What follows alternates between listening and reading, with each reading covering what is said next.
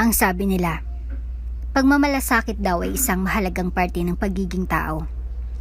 Sa pagmamalasakit natin na ipapakita ang ating pag-unawa sa mga nararamdaman at pangangailangan ng ibang tao.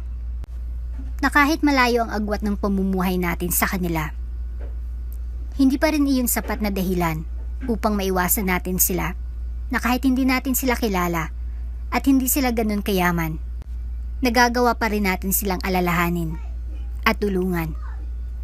Ang sabi nila, wala namang masama kung tumulong ka sa iba. Ngunit paano kung ang simpleng tulong mo maghatid sa iyo ng paghirap sa dulo? Magagawa mo pa rin bang tumulong? Marina! Malayo pa lang ay natanaw na ni Marina si Jelly na tumatakbo patungo sa kanya. Walang ibang nagawa si Marina kung hindi ang malungkot na sumalubong ng ngiti sa kaibigan na ngayon ay hingal na tumabi sa kanya sa tindahan. Baka sa mukha ni Jelly ang pag-alala, bagay na mas lalong nagpalungkot kay Marina. Nabalitaan ko yung nangyari kay tita nung nakaraan . Okay na ba siya ngayon? Tanong agad ni Jelly nang sandaling makahinga. Pasensya na kung hindi ako nakapunta sa ospital . Nahiya ako kay tita. Nung ako yung may kailangan, palagi siyang nandyan para sa akin, lalo na nung na-ospital si Papa. Tapos ngayon, okay lang iyon, Jelly. Huwag kang mag-alala. Recovering na rin naman si Mama ngayon. Sagot ni Marina sa kanya bago nagpatuloy sa pamimili sa maliit na tindahan. Kailangan niya lang magpatuloy sa gamutan. Ang sabi naman ng doktor, mabilis siyang makaka-recover kung magpapatuloy lang siya sa inom ng gamot. May 2 linggo na nakalilipas simula nang ang nanay ni Marina at may 2 linggo na rin ang nakalilipas simula lang mawalan siya ng trabaho. Dahil nga sa matagal siyang hindi nakapasok sa karinderya dahil sa pagbabantay sa nanay niya sa ospital, hindi kalaunan ay tinanggal siya sa trabaho ng amo niya. Sinusubukan niya muling pumasok kahapon. Ang kaso lang ay may bago ng kahera ang amo niya, kaya naman wala na siyang ibang nagawa nang itaboy siya nito palayo. Maayos sana ang buhay niya ngayon kung sana'y nagsikap siyang makatapos sa kolehiyo, ngunit dahil sa hirap ng buhay, heto siya ngayon.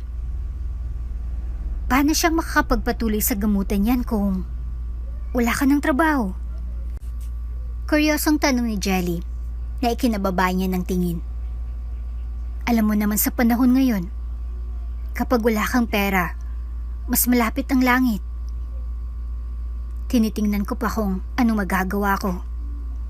Sagot ni Marina sa kanya na malungkot na lang na ikinatango ni Jelly. Siguro maghahanap na lang ako ng ibang mapapasukan dyan. Oo, marami naman sa bayan . Gusto mo samahan pa kita? Suwesyo naman ni Jelly. Kahit na papaano ay may naipon naman si Marina sa pagkakahera sa karinderyang dati niyang pinapasukan. Ngunit dahil nga sa na-ospital ang nanay niya, tila ba naging abo na ang mga perang ilang buwan niya ring pinaghirapan. Kahit na nawala ang ipon niya, nagpapasalamat pa rin siya dahil nasa mabuting kondisyon ng nanay niya. Mas mabuting maubos ang ipon niya basta't nasa maayos lang na kalagayan ang nanay niya. Pagkatapos nito uminom ka na ng tubig. Saad ni Marina habang may hawak na kutsara at mangkok. Naroon sila ngayon sa sala ng maliit na kubong tinitirhan nila. Tila ba wala sa sarili ang nanay niya habang nakatulala at abala sa paglunok ng lugaw na isinusubo ni Marina. Hindi naman ganito talaga ang nanay niya. Dahil sa konsumisyon at dahil na rin sa dami ng problemang dumating sa kanila nang iwanan sila ng asawa nito, doon tila ba nagbunga ang lahat. Nagkasakit si Tessie nang dahil sa sama ng loob na naging dahilan din sa kung bakit ito bumagsak at isinugod sa ospital. Tila ba dinamdam ni Tessie ang pambababae ng asawa dahilan upang mauwi ito sa ganito at magkasakit. Aminin man ni Marina o hindi ay, tila ba malaki ang galit at tampo niya para sa tatay.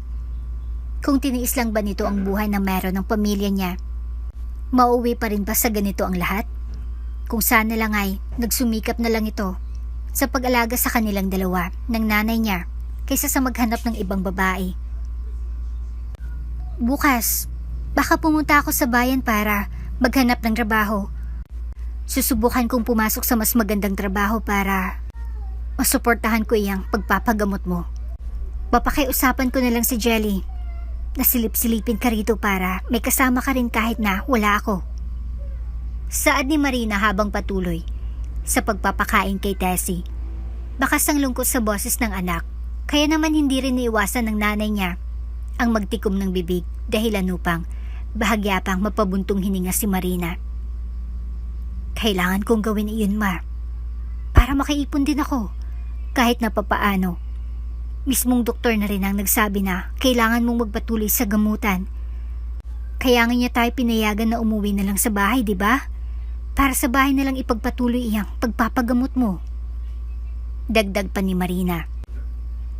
Binalak muli ni Marina na subuan ng ina, ngunit sa halip na tanggapin nito ang pagkain, ay wala itong ibang nagawa kung hindi ang magtikom ng bibig.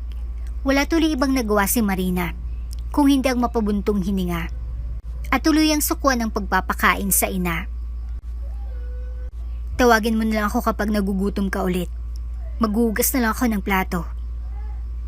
Ani Marina. Hindi pa rin siya nakatayo ay marahan na siyang hinawakan ni Tessie sa kamay na ikinatigil niya. Isang buntong hininga muli ang pinakawalan ni Marina bago siya bumaling kay Tessie na ngayon ay marahang nakatingin sa kanya. May lungkot sa mga mata ng nanay niya noong mga oras na iyon, kaya wala naman siyang ibang nagawa kung hindi ang mapabuntong hininga na lang. May kailangan ka po ba, ma? Pasensya ka na, anak. Kung dumagdag lang ako sa mga problema mo. Mahinang saan ni Tessie bago siya bahagyang naluha. Kahit nasa pilitan siyang nagmatigas sa harap ng ina, ay tila ba kusang lumambot ang puso ni Marina. Nung mga oras na iyon, mas lalo lang ding nangilid ang luha sa mga mata niya nang magsimulang umiyak at humikbi si Tessie sa harapan niya. Hindi ko kinugustong magkaganito. Dagdag pa ni Tessie na nahirapan sa pagsasalita. Pasensya ka na, Marina. Dagdag pa niya. Huwag kang humingi ng pasensya. Wala ka namang kasalanan, ma. Sa katunayan nga, ako dapat ang humingi ng pasensya sa'yo. Ni hindi ko man lang magawang makabayad sa mga sakripisyo mo kasi ultimong sarili ko ni hindi ko magawang tulungan. Sagot ni Marina bago siya bahagyang natawa at pasekretong nagpunas ng luha.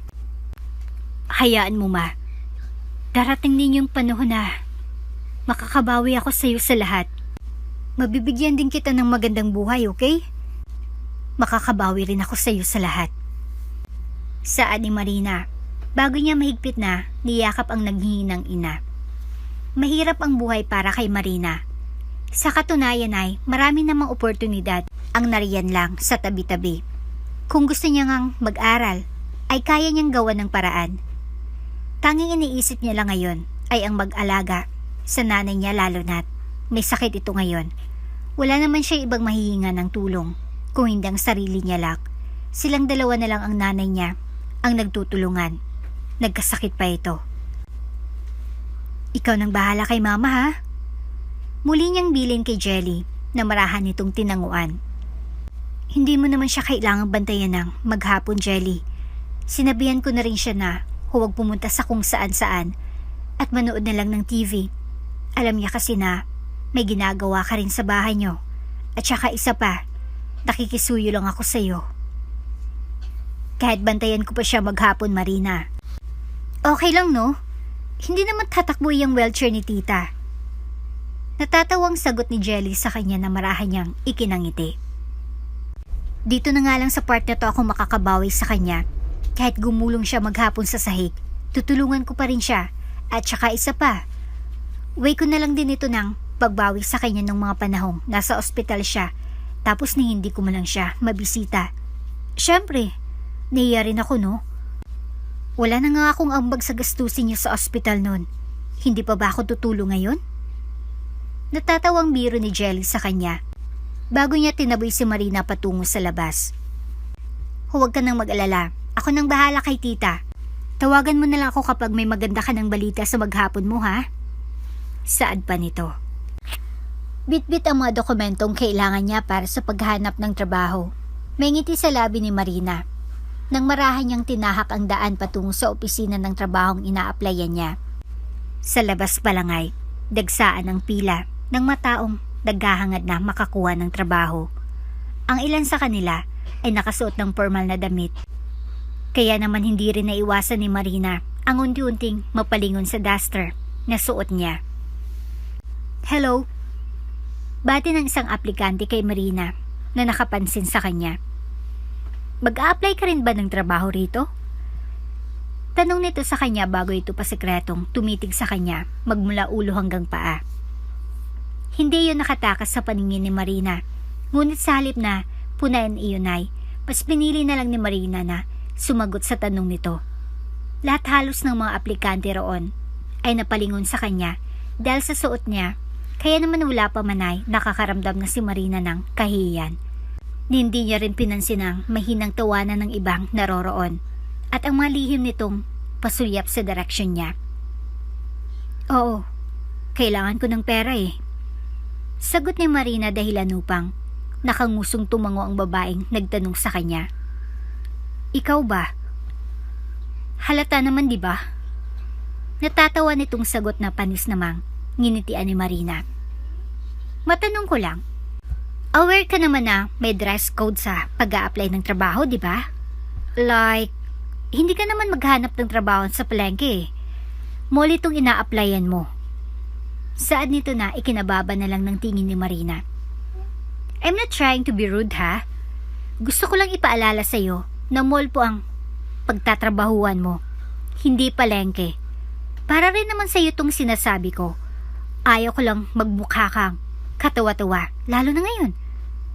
At nagkalatang, alam mo na, mga judgmental na tao. Saad pa nito, bago ngumiti sa kanya at iniwan siya roon.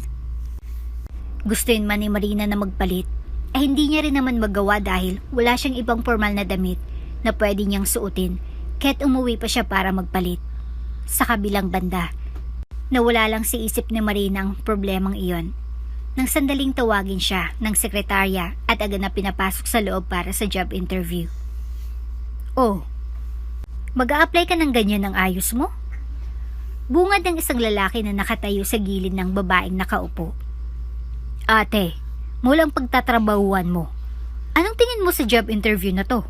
At bakit hindi mo malang seryosohin maski yung pagsuot lang ng formal at disenteng damit? Ganyan ba kahirap sa probinsya?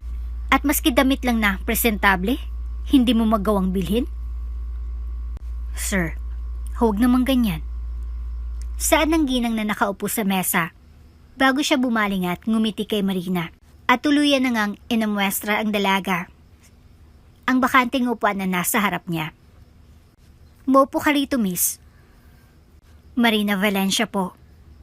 Pakilala ni Marina bago siya nahiyang ngumiti sa ginang na nakatitig sa kanya habang paupo siya. Pasensya na po. Kung ganitong ayos ko ngayon, wala po kasi akong pambili ng damit na sinasabi nila. Naubos po kasi yung ipon ko sa pagpapaprint ng mga kailangan. Iha, kapag maghanap ka ng trabaho, dapat may pera kang nakatabi. Singit ng lalaki na animong nang iinsulto. Kaya ka nga papasok ng trabaho. Kung sa dress code pa lang, bagsak ka na. Paano ka pa makakahanap ng magandang trabaho? Iisipin sa'yo ng mga ina-applyan mo. Hindi ka interesado sa trabaho. Kaya nga po siya maghanap ng trabaho kasi kailangan niya ng pera. Sagot naman ng ginang bago umismid sa lalaki at muling ngumiti kay Marina. Pwede na ba tayong mag-umpisa, Miss Valencia? Tanong ng babae. Nagsimulang diskusyon nila sa pagtatanong ng babae sa maliliit na detalye tungkol kay Marina. Tila ba interesado kay Marina ang ginang, kaya naman medyo napahaba ang diskusyon nilang dalawa. Sa tuwing magtatanong ang ginang, ay maayos namang nasasagot ni Marina ang lahat. Minsan ay nakakarinig siya ng insulto mula sa lalaking nakikinig sa malayong gilid, kaya naman hindi rin maiwasan ni Marina ang bahagyang mapahiya sa tuwing paparinggan siya nito. "Hindi ka pala tapos ng high school?" Tanong sa kanya ng lalaki habang nakatitig sa mga papel ni Marina. "Paano ka magtatrabaho kung hindi ka nakatapos?" "Marunong naman po akong makipag-usap sa tao." "Sapat ba iyon?" Natatawang tanong ng lalaki na may halong pangiinsulto na ikinababa na lang ng tingin ni Marina. "Ano na lang ang sasabihin ng mga magiging kliyente mo sa'yo? Ano na lang ang sasabihin nila sa amin kapag nalaman nilang tumanggap kami ng babaeng ni hindi man lang nakapagtapos ng pag-aaral?"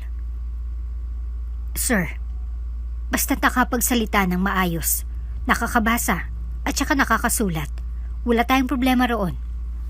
Sabat ng ginang bago muling umiti kay Marina, natipid naman niyang ginantihan. "Ang sabi mo, marunong ka namang makipag-usap sa tao, di ba?" "Opo, ma'am." "Hindi naman ba maikli ang pasensya mo kung ganon?" Muli nitong tanong bago nakahalukip-kip na tumitig sa kanya. "Hindi naman po." May ngiting gumuhit sa labi ng ginang bago ito muling magtanong kay Marina. "Anong gagawin mo kapag sabihin nating may nagreklamo sa binebenta mo?" Tanong ng ginang sa kanya. Nang marinig ang tanong ay nauna nang pumasok sa isip ni Marina. Nakausapin ng maayos ang nagrereklamo. Ngunit tila ba mas may magandang ideya na pumasok sa isip niya na pwede niyang isagot sa ginang ng mga oras na iyon. Unang-una po sa lahat, ang tingin ko pong magandang gawin ay hihingi po muna ako ng pasensya sa nagrereklamo. Ipapakita ko po sa kanya na naiintindihan ko siya. Pagkatapos po nun, kakausapin ko siya ng maayos kung anong gusto niyang mangyari. Kung gusto niya po bang palitan yung gamit na inarereklamo niya o kung gusto niya pong ibalik ko na lang yung perang ibinayad niya. Taas noong sagot ni Marina. Walang ibang nagawa ang ginang kung hindi ang magtaas ng kilay at nakangusong tumango sa sagot niya. Ang buong akala ni Marina ay babagsak siya sa tanong na iyon, ngunit gano'n na lang ang gulat niya nang maglahad ito ng kamay sa kanya. "Pwede ka na bang mag-start bukas, Miss Valencia?" Tanong nito bago ngumiti sa kanya. Sa bungad pa lang ng pinto ay nakita na ni Marina si Jelly na abala sa pagpapaypay sa natutulog na si Tessie. Alam niya kung bakit, ngunit tila ba bahagya pang nangilid ang luha sa mga mata niya. Masaya siya dahil kahit na hindi naging magandang araw niya, may maganda pa rin kinalabasan ng lahat. "Oh, nandyan ka na pala, Marina. Bakit hindi ka pumasok?" Saan ni Jelly, na bahagya pang ikinatalo ni Marina sa gulat. Mas lalo lamang siyang nabigla nang marahan siyang hilahin ni Jelly patungo sa loob ng kubo. "Anong nangyari sa lakad mo? Okay ba? Nakakuha ka na ba ng trabaho? Kailan ka magsisimula? Natanggap ka ba sa mga pinasukan mo?" Hinay-hinay lang sa tanong at mahinang kalaban. Natatawang biro ni Marina sa kanya na sinimangutan naman ni Jelly. "Nag-apply ako sa mall kanina. Noong una, kinutsa ako ng ilang aplikante roon dahil sa suot ko, pero nung nakausap ko yung nag-i-interview, nagustuhan niya yung sagot ko kaya..." Putol niyang saad bago siya bumaling sa kaibigan at kibit balikat ng ngumiti. Tila ba nakuha na ni Jelly ang nais sabihin ni Marina, kaya naman hindi niya na napigilan ang sarili na mapatili, dahilan upang magising pa si Tessie nung mga oras na iyon. May galak sa boses ni Marina nang ikwenanto niya kay Tessie ang lahat. Wala namang ibang nagawa ang nanay niya kung hindi ang malungkot na lang na mapangiti at tumango sa anak. Kung sana lang ay hindi siya nagkasakit, di sana'y natutulungan niyang anak niya sa mga gastusin nila sa bahay. Kung sana lang talaga ay mas inuna niyang isipin ang kapakanan ng anak niya, di sana'y hindi mauwi sa ganito ang lahat. "Ma, papasok na po ako." Paalam ni Marina sa kanya bago ito nagmano na matamlay niyang tinanguan. "Mamayang 8:00 po, pupunta si Jelly rito. Hindi rin siya magtatagal dahil may pupuntahan daw siya. Nag-iwan ako ng kanin at ulam sa mesa. Siya na lang ang magpapakain sa inyo mamaya.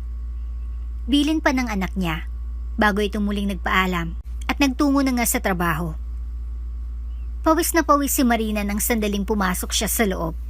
Wala pa man ay masama ng tingin sa kanya ng mga katrabaho niya, kaya naman wala siyang ibang nagawa kung hindi ang magbaba ng tingin. Bago pa man siya magtungo sa checkout counter ay may lalaki nang humarang sa daanan niya. Nakasuot ito ng suit at may nakita siyang name tag sa suot nitong polo. Sa postura pa lang nito ay natitiyak na ni Marina na ito ang manager sa department store na papasukan niya.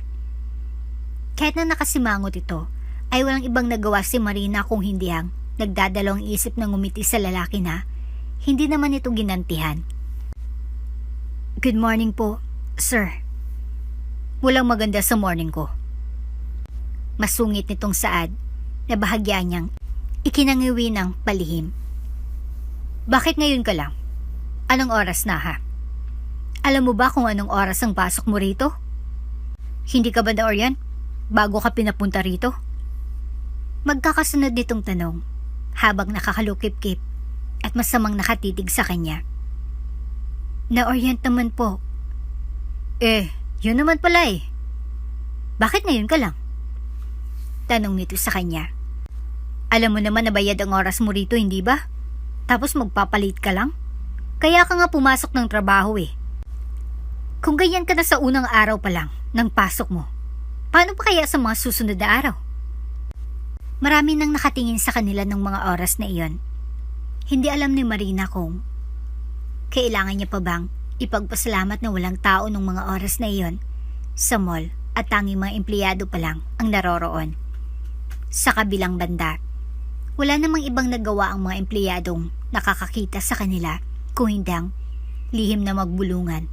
Ang ilan sa kanila ay lihim na tumatawa, kaya naman hindi rin naiwasan ni Marina ang bahagyang makaramdam ng hiya.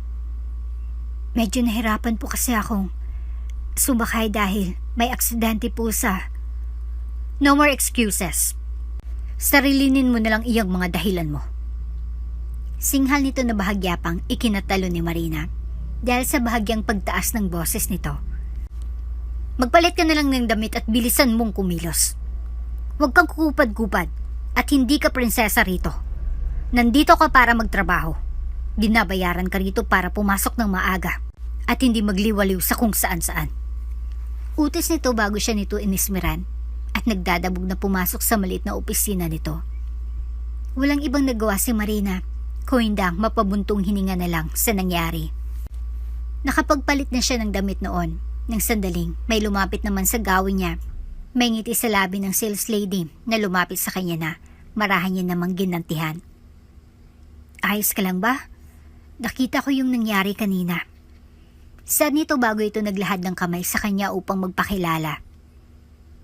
Ako nga pala si Almira at medyo matagal na ako sa trabahong to.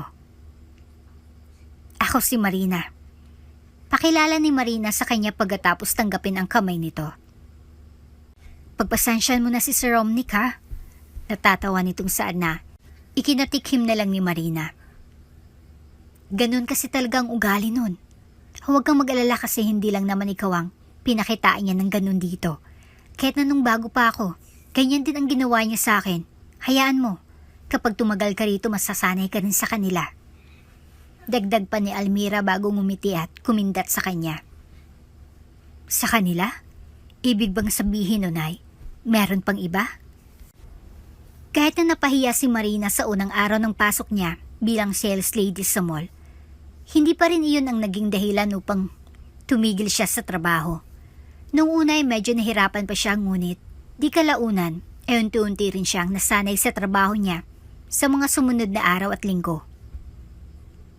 Ayan, bungad agad ng manager nila nang makita siya nitong pumasok sa loob ng department store. Dahil nga sa hindi siya napuyat sa pag-aalaga kay Tessie kagabi, maaga siyang nakatulog dahilan upang maaga rin siyang makapasok sa trabaho ngayong umaga. Kung ganyan ka sana kaaga palagi, hindi tayo magkakaroon ng problema, Marina. Angil ang manager bago ito nakasimangot na nagtungo sa direksyon niya habang may dalang timba at mop. Kunotong tumitig si Marina sa hawak niya na napansin ni Romnick, kaya naman may ngisi sa labi niya. Nang pabagsak niyang ibinaba ang mop at timba na may lamang maruming tubig sa harapan ni Marina. Nang dahil sa ginawa niya ay bahagyapang, tagtilansikan ng tubig sa sahig. At sa takot ng mabasa, walang ibang nagawa si Marina kung hindi ang mapaatras sa ginawa ng manager niya. Total maaga ka naman ngayon. Ikaw nang magmap ng sahig. Utos nito sa kanya na bahagya niyang ikinatigil. Wala pa si Jasper eh. Si Jasper ang nakatoka dyan. Total maaga ka naman. Ikaw na lang gumawa. Pero sir, saad ni Marina bago pa man makatalikod ang manager. Nang dahil sa pagtawag niya rito, ay walang ibang nagawang manager kung hindi ang taas kilay na bumaling ng tingin sa kanya. Hindi po ba sir? May sarili naman pong utility yung mall? Aniya. Nang dahil sa narinig ay muling umangat ang kilay ni Romnick sa sinabi niya. Hindi ba sinusunod ng empleyadong ito lahat ng utos niya?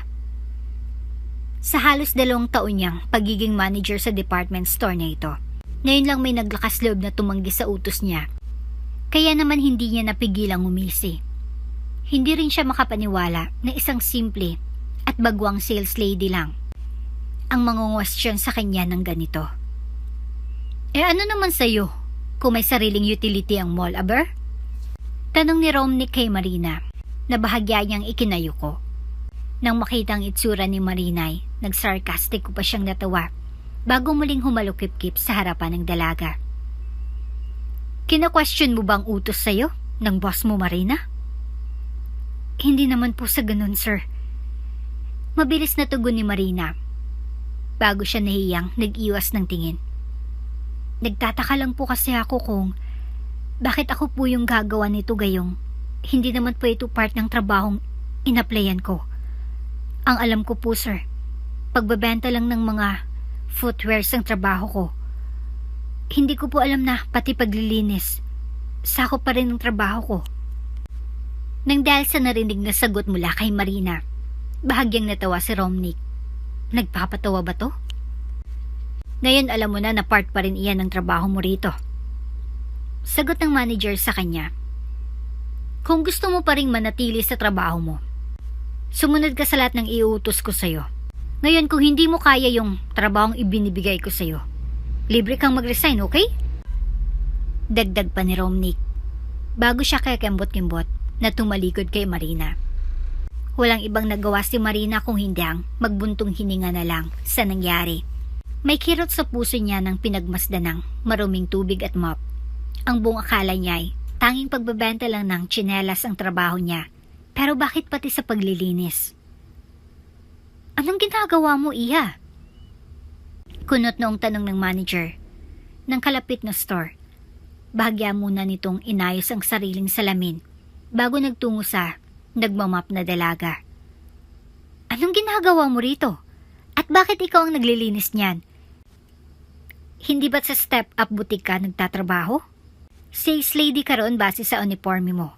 Pero bakit nagmamap ka rito?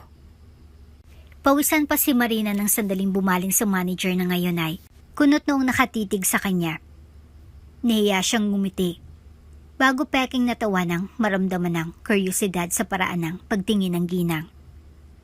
Inutusan po kasi ako ng manager ko na maglinis muna. Tutalay, maaga naman daw po akong pumasok ngayon. Hindi mo trabaho iyan, Iha. May mga taong gagawa niyan dito. At hindi kayo iyon. Hindi niyo sakop ang trabahong iyan. Dismayado nitong saad sa kanya na nahiya niyang ikinababa ng tingin. Baka sa mukha ng ginang ang dismaya na hindi na ikinabiglapan ni Marina. Kapag nag-surprise visit ang chairman at nakita kanyang nagtatrabaho ng ganyan, lahat tayo mayayari. Anito sa kanya. Gusto sanang magtanong ni Marina ngunit bago niya pa man magawa iyon ay muli ulit nagsalita ang ginang. Nasaan ang manager mo at nang mapagsabihan ko? Anito sa kanya. Binalak pa sana ni Marina na pigilan ang ginang ngunit wala na siyang nagawa. Nang sandaling maglakad ang ginang patungo sa department store. Mula sa labas ay kitang-kita na ng manager si Romnick naabala sa paninermon sa isa pang katrabaho ni Marina nung mga oras na iyon. Lahat halos ng sales lady roon ay aligaga sa trabaho habang ang manager naman nila ay wala ibang nagawa kung hindi ang magpatuloy sa paninermon sa isang sales lady na nagkamali ng ginawang trabaho. Kaya ka nandito kasi bobo ka! Romnick! Tao ng ginang dahilan upang mapating sa kanila ang lahat. Walang ibang nagawa ang manager kung hindi ang bumaling sa ginang. Ang galit nitong hitsura kanina ay unti-unting naglaho. Nang makita niyang ginang na papalapit sa direksyon nila, babatiin niya pa sana ito ngunit agad siyang natigilan nang makita niya si Marina na ngayon ay hirap na nakasunod sa ginang, dala ang balde ng maruming tubig at mop na inabot niya rito kanina. Napadpad ka rito, ma'am. Nag-iisip ka ba, Romnick? Singhal agad ng ginang sa kanya na bahagya pang ikinatalon ng mga empleyadong naroroon. Alam mo ba kung anong pwedeng mangyari sa'yo kapag nakarating sa chairman itong ginagawa mo sa mga empleyado mo? Muli nitong angil. Kunot noong lumingon si Romnick sa ginang bago siya bumaling kay Marina na walang ibang nagawa kung hindi magbaba ng tingin. Nang maintindihan ang nangyari, isang buntong hiningang pinakawalan niya bago siya humalukwip-kwip sa ginang. Nagsumbong ba sa'yo itong gagang ito? Wala ibang susumbong sa akin, Romnick. Sa katunayan nga, nakita ko lang siya sa labas ng department store niyo na nagmamap. Kahit na walang magsumbong, pupunain ko pa rin iyong ginagawa mo. Nangyari na ito sa'yo nung nakaraang taon. Hindi ka pa rin ba nadadala? Saad nito sa kanya na inismiran niya ng palihim. Paano ka magiging effective na manager sa mga empleyado mo kung ganyan ang ugali mo? Sales lady itong tauhan mo, hindi janitress. Alam mo na ngang mahigpit na bawal iyan ng chairman sa atin noon, nung orientation natin. Tapos gagawin mo pa rin?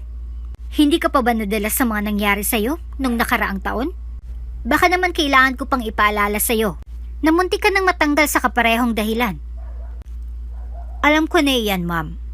Oo na. Alam kong may mali ako ngayon. Napagdiskitahan ko lang na utusan itong bago namin dahil napaaga siya ng pasok. Sagot ni Romnick bago siya lihim na umismid sa lahat ng naroroon. Ngayon na nga lang pumasok ng maaga iyan eh. Eddie, lulubusin ko na.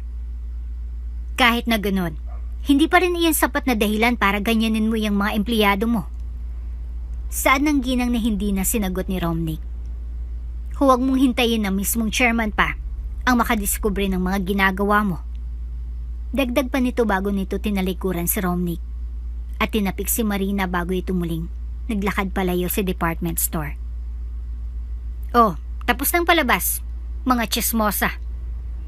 Singhal ni Romnick sa mga empleyadong nakatingin sa kanila bago siya matalim na bumaling ng tingin kay Marina na walang ibang nagawa kung hindi ang magbaba ng tingin. Isa ka pa. Kung hindi ka ba naman bobo tanga, doon ka pa talaga naglinis. Anong gusto mong mangyari ngayon? Masaya ka na ba? At napansin ka ng ibang manager dito? Paraan mo ba yan para makaganti ka sa akin? Sir, hindi naman po sa ganun. Hindi pala sa ganun pero bakit doon ka naglinis? Singhal ni Romnick habang nakaduro sa gilid ng animong doon ang galing si Marina. Gusto mo bang ipakita sa ibang tao na pinagmamalupitan kita, ha? Sinisira mo ako, no? Kasi nagagalit ka sa akin dahil pinagtitripan kita. Naku, sir. Mali po kayo nang ibinibintang sa akin. Sagot ni Marina sa kanya na animong takot na takot sa maaring gawin na Romnick sa kanya nung mga oras na iyon. Hindi ko naman po intensyon na may makakilala sa akin na naglilinis doon. Sisinungaling ka pa. Sigaw ni Romnick sa kanya dahilan upang mapalingon muli ang lahat ng naroroon. Hindi mo intensyon pero sinadya mo na maglinis sa labas na bobo ka. Ang sabi ko dito ka lang sa loob maglilinis. Wala akong sinabing umabot ka ron sa labas. At ipangalandakan mo sa ibang tao na naglilinis ka doon. Hindi ka talaga nag-iisip. Tatanggalan mo pa ako ng trabaho sa ginagawa mo. Singhal pa ni Romnick bago ito nagmarcha. Nagkulong sa sarili nitong opisina. Walang ibang nagawa si Marina kung hindi ang magbaba ng tingin bago siya nagdesisyong itabi na lang ang timba at magmap sa ginagawa niya. May lungkot sa mga mata niya. Nang pinagpagat, inayos niyang sarili. Hindi na rin naman siya nagtaka pa nang muli siyang lapitan ni Almira. Okay ka lang ba, Marina? Tanong nito na sinadya pang lumapit sa kanya kahit na nag-uumpisa na silang magbukas ng store. Hayaan mo na si Sir Romnick. Ganyan talaga iyan. Ganyan siya sa mga baguhan niyang empleyado. Parang paraan niya iyan para sabihin sa atin na mas lamang siya. Okay ka lang ba? Anito bago bumaling sa kanya. Kahit na nag-aalangan ay walang ibang nagawa si Marina kung hindi ang bumuntong hininga at tumango sa katrabaho. Malungkot naman siyang tinapik ni Almira sa balikat. 2 minutes. Magbubukas na tayo. Umiti ka na dyan. Baka mawalan ka pa ng customer kapag nakita nilang nakasimangot ka. Sad ni Almira sa kanya dahilan upang napipilitan siyang umiti. Nang iniwan siya ni Almira roon, ay animong bumalik sa kanyang bigat ng lahat. Sa katunayan ay gusto niya na nga sanang mag-resign dahil hindi niya naman inaasahan na ganito pala kahirap makisama sa mga nakatataas sa'yo. Gusto niya nang sumuko pero tuwing umuwi siya at nakikita niyang nahihirapan ang nanay niya sa sakit, doon tila bumabalik ang kagustuhan niyang tiisin na lang ang lahat. Kung may iba pa sanang paraan. Sir, pasensya na po talaga pero hindi ko po kayo mapagbibigyan sa hiling niyo. Malungkot na sad ng isang pharmacist sa lalaking nasa mid-50s na nasa unahan ng linya. Kapag po kasi pinagbigyan ko kayo, parang unfair naman po sa ibang nakapila na kulang ang pera. Dagdag pa nitong paumanhin. Pero ma'am, kailangan po ng asawa ko ng gamot. Muling pakiusap ng matanda. Walang ibang nagawa si Marina kung hindi ang bumaling sa relos na suot niya. 10 minuto na lang ay mag-umpisa ng shift niya sa department store. Naroon sila sa loob ng mall. At kung tutuusin ay, pwede niya namang takbuhin ang distansya ng department store na pinapasukan niya. Pero sa tuwing maalala niya ang manager niya, para bang gusto niya nalang maiyak sa gilid. Hindi niya naman pwedeng ipagpabukas ang pagbili ng gamot ng nanay niya dahil unang-una sa lahat, ngayon ang huli nitong inom ng gamot. Sarado na rin ang pharmacy. Kung mamayang gabi pa siya, bibili pagkatapos ng shift niya. At kung hindi man siya makabili ngayon, hindi naman pwedeng ipagpaliban ang gamot ng nanay niya dahil paano na lang kung may mangyari ulit dito. Panibagong gastos na naman ang mangyayari sa oras na hindi siya makabili ng gamot na iinumin nito. Sir, pasensya na po talaga. Ma'am, nagmamakaawa po ako. Muling pakiusap ng matanda na ikinapikit na lang ni Marina. Siya nang susunod sa pila kaya naman, hindi niya naiwasang lihim na magpapadyak sa sahig. Nang hindi na siya makatagalay, nagdesisyon na siyang pumagitna sa dalawa. Pasensya na po pero nagmamadali po kasi ako ngayon. Magkano po bang kulang ni tatay? Tanong ni Marina bago niya inilapag sa counter ang mga gamot na bibili niya para kay Tessie. Isama niyo na lang po sa bill ko. Heto po yung mga gamot na bibilhin ko. Walang ibang nagawang pharmacist kung hindi ang lihim na bumaling ng tingin sa matanda bago siya bumuntong hininga at tuluyan na ngang iniska ng mga gamot na inilapag ni Marina sa counter. 1,000 lahat po, ma'am. Ani ng pharmacist. Heto po. Ha? Gulat na sa ni Marina na bahagya pang nanlaki ang mga mata sa narinig mula sa babae. 1,000 po lahat? Gulat niya pang dagdag habang nakasilip sa 3 piraso ng gamot na bibili niya para kay Tessie. Hindi ba po 50 lang yung 3 nito? 850 po kasi ang kulang sa bayad ni Tatang. Sagot ng babae dahilan upang nagugulat na bumaling ng tingin si Marina sa kawawang matanda. Medyo may katandaan ng lalaki. Gusot-gusot ang polong suot nito na may mga bakas pa ng uling. Kahit na ganitong itsura ng kawawang matanda, ay nakakagulat pa rin.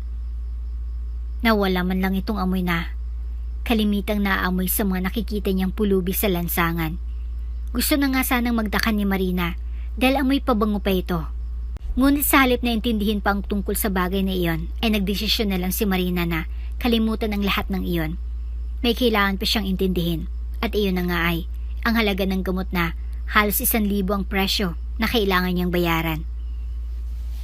Pwede ba siyang umatras sa ginawa niya? Ma'am, magbabayad po ba kayo? Tanong ng pharmacist na nakapagpabalik sa wisyo ni Marina. Gusto niyo po bang i-void na lang yung gamot ni Tatang? Kailangan ng asawa ko ang gamot, Ining. Sabat ng matanda, dahilan upang mapabuntong hininga na lang si Marina. May 4 na araw na siyang nilalagnat. Kami na lang magkasama sa buhay. Kapag nawala siya, hindi ko na alam kung saan ako pupulutin. Isama niyo na po sa akin. Sagot ni Marina bago niya binunot ang natitirang 1,000 sa pitaka niya. Mabigat ang katawan ni Marina nung lumabas siya ng pharmacy. Animong nawala sa isip niya na malilate na nga pala siya sa trabaho niya ng mga oras na iyon. Ining, tawag ng matanda sa kanya bago nagmamadali na sumakay sa kanya sa paglalakad. Bakit mo ako tinulungan sa bayarin ko? Dagdag pa nito. Dahil sa tanong ng matanda, ay hindi na naiwasan ni Marina ang bahagyang matawa. Sa paraan kasi ng pagtatanong ng matanda, para bang ito yung mga taong nakikita niya sa social media na kapag tinulungan mo na, tatanungin ka pa kung bakit mo sila tinulungan. Gumagawa po ba kayo ng social experiment? Natutuwang biro ni Marina bago pa birong lumingon sa loob ng mall na animong may hinahanap. May mga kamera na nakaset up sa gilid, no? Ha? Bakas ang paggalito sa mukha ng matanda kaya naman walang ibang nagawa si Marina kung hindi ang matawa na lang. Nagbibiro lang ako, Tay. Aniya na marahang tinanguan ng matanda. Hindi ba po sabi niyo kanina kailangan ng asawa niyo ng gamot? Ang sabi po kasi ng nanay ko, kapag mabuti ka, pagpapalain ka, nakita ko po na kailangan niyo ng tulong kaya tinulungan ko kayo. At saka isa pa po, inilagay ko rin yung sarili ko sa sitwasyon ninyo kanina. Kung mangyari din po sa akin iyon, sana may tumulong din. Mahirap din po kasi kapag walang-wala ka tapos wala pang tutulong sa inyo. Hanggat kaya kong tumulong, tutulong ako sa kapwa ko. Dagdag ni Marina bago siya ngumiti rito. Sinuklian ng matandang iyon ang ngiti niya bago bumaba ang tingin ng lalaki sa uniforming suot niya. Dito ka pala nagtatrabaho, Iha. Anito. Nang dahil sa narinig ay animong doon lang bumalik sa alaala ni Marina ang lahat. Late na nga pala siya sa trabaho. Nandito siya sa loob ng mall pero nahuli pa rin siya. Ano na lang sasabihin sa kanya ng manager niya pag nagkataon? Late na po ako sa trabaho. Aligagang saad ni Marina bago niya binilisan ng paglalakad. Late na ako sa trabaho ko. Iya, sandali lang. Natutuwa po akong makilala kayo, Tatang. Saad ni Marina bago bumaling sa matanda. Pakisabi po sa asawa niyo, magpagaling siya ah. Aniya pa bago siya kumaripas ng takbo. Walang ibang nagawa ang matanda kung hindi ang matawa na lang habang pinagmamasdan ng dilaga na kumaripas ng takbo. Bakit ngayon ka lang ha? Tanong ni Romnick bago siya lumapit sa kararating lang at hingal na si Marina. Hindi pa man nakakabawi ng hininga si Marina ay sinapok na siya sa ulo ni Romnick dahilan upang mapaupo siya sa sahig nang sandaling ma-out of balance siya. Marina! Sad ng ibang empleyadong naroroon. Sir, tama na po. Bibigyan mo ako ng problema without knowing na ikaw palang problema sa punyetang lugar na to, Valencia? Angal na Romnick dahilan upang nangingilid ang luha ni Marina na tumingala sa manager. Kapag ikaw ang may kasalanan, ang galing-galing mong magpaawa sa mata ng ibang tao. Ni hindi mo alam kung anong mali mo. Nagkasundo na tayo na hindi ka mahuli sa trabaho mo, hindi ba? Sir, bumili lang pa ako ng gamot para sa... Wala akong pakialam kahit na mag-agaw buhay pa iyang binibilhan mo ng gamot. Basta't ayusin mong trabaho mo rito. Sigaw ni Romnick dahilan upang mapapikit na lang si Marina sa sobrang gulat. Binabayaran ka rito para magtrabaho. Hindi para magliwaliw sa kung saan-saan. Dagdag pa nitong sigaw. Binalak pa sanang sumugod ni Romnick kay Marina. Ngunit mabuti na lang ay may mga humuli kay Romnick sa gilid upang pakalmahin siya. Hindi kalaunan ay bumalik muli si Romnick sa sarili niyang opisina. Habang si Marina naman ay walang ibang nagawa kung hindi ang umiyak habang nakaupo sa sahig. Marina, ayos ka lang ba? Tanong ng ibang nakakita sa nangyari. Mabilis na dinaluhan ni Almira si Marina upang makatayo habang ilan naman sa mga empleyadong naroroon ay may ma-concern sa mga mata habang nakatitig kay Marina. Alam mo iyang si Sir Romnick? Makakarma rin iyang taong iyan eh. Angil ng isang lalaki na kasama nila sa trabaho. Anong sabi niya kanina? Wala siyang pakialam kung mag-agaw buhay yung binibilhan mo ng gamot. Ang kapal ng mukha, no? Masama talaga yung ugali niya dati pa. Diyos ko, kung may problema siya sa buhay niya, ihiwalay niya yung trabaho niya. Sagot naman ng isang babae na nakaalalay rin kay Marina nung mga oras na iyon. Baka naman break na sila ng jowa niya. Walang tatagal sa ugali niya kung ganyan siya. Hirit naman ng isa. Sa halip na makinigay, tinulungan na lang ni Almira si Marina sa kinatatayuan niya. Wala namang ibang nagawa si Marina kung hindi ang magpigil ng iyak. Hindi kalaunan ay nagkalasan din sila dahil sa takot na maabutan sila ni Romnick sa ganong sitwasyon. Kahit na ganon ang ugali ng manager nila, hindi naman nila makayang umalis sa trabaho dahil sa panahon ngayon, sobrang hirap makahanap ng trabaho. Swerte pa nga sila dahil kahit na madalas silang pagalitan, ni hindi man lang sila magawang tanggalin ni Romnick sa trabaho nila. Kaya naman kahit nasukang-suka na sila sa ugali nito, tinitiis na lang nila alang-alang sa buhay na meron sila. Marina, tawag ni Almira kay Marina na ngayon ay naghahanda na sa pag-uwi. May mga kasama ito na kasama rin nila sa trabaho at bakas ang tuwa sa mukha ni Almira nang lapitan siya ni Marina. Kakain kami sa Sangyup. Tamang-tama birthday ni Alice. Gusto mo bang sumama? Oo nga Marina, pa-birthday mo na lang sa akin. Sagot ng naggangalang Alice bago ngumiti sa kanya, nagginantihan niya rin naman. Tsaka may 2 buwan ka na sa work mo tapos hindi pa tayo nagkakabanding. Sumama ka na tapos mag-inom din tayo. Pag-aya pa nito. Gusto sanang sumama ni Marina, ngunit nang maalala na wala siyang perang may ambag sa gala na sinasabi nila, wala siyang ibang nagawa kung hindi ang nakangiti na lang na umiling. Sorry pero hinintay kasi ako ng mama ko. Pagdadahilan niya bago ngumiti kay Alice. Happy birthday na lang sa'yo. Sure ka ba, Marina?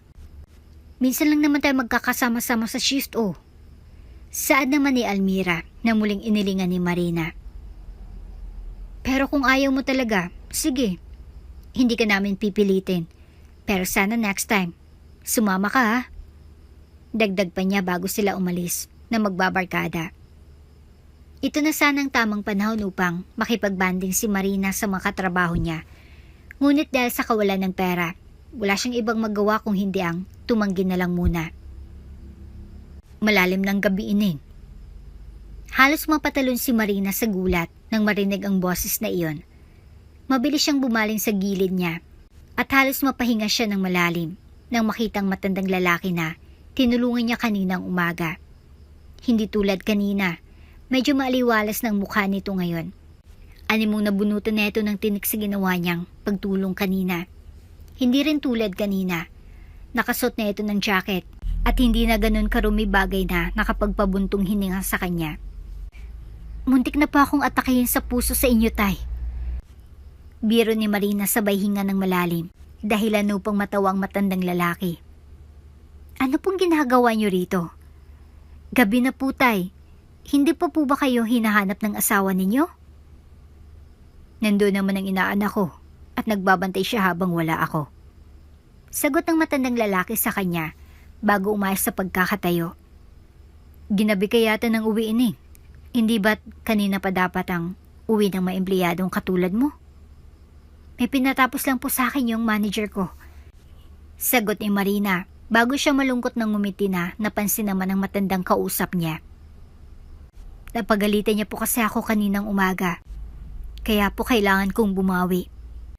Pinagbantaan niya rin po kasi ako na tatanggalin sa trabaho kapag hindi ko po siya sinunod sa mga utos niya. Kaya kahit na medyo late na akong makauwi, ayos lang. Hindi rin po kasi ako pwedeng matanggal sa trabaho lalo na't may magulang pa akong umaasa sa akin.